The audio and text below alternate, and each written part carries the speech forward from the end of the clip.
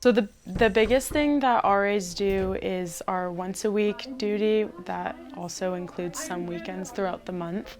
With that, we just go on rounds and we kind of just make sure that everything in the building is going smoothly.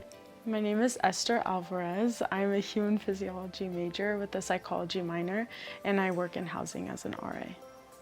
A lot of people view RAs as someone who's kind of out to get them or to get them in trouble, which truly is not the case. I want this job and I don't want it to be a job where I have an excuse to exert power over residents. I don't think that's fair at all.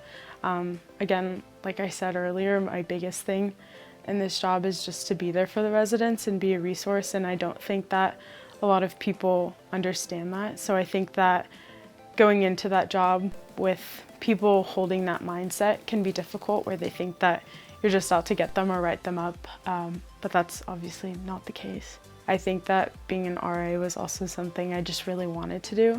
I had a super positive experience my freshman year with my personal RA as well as the RAs throughout the building. Being able to form a relationship with them and seeing that and knowing that I wanted to also be able to be that person for future residents is something I really wanted. Living and working in the same place can be kind of difficult, but I try and just place everything into its own box where like my room is kind of my place of relaxing. I try not to study or work in there.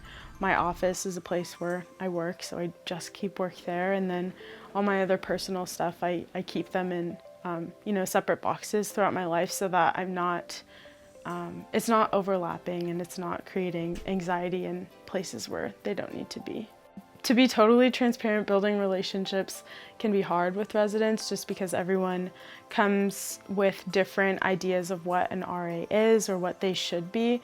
But I think that the biggest thing is just to go into these relationships with an open mindset. You're just being there for the resident, letting them know that you're there for them. And if they don't need you in that moment, then that's totally fine. You have, let them know that your presence is there and that you want to help them out. Some people aren't really there to make friends with their RA, and that's totally fine too. I think the best part of the job working in housing is just the people you meet. Gonzaga already has a really great community, but within housing you're surrounded by very like-minded people who probably come from very similar backgrounds and need this job just like I do, but also want to work with people and want to help out with people.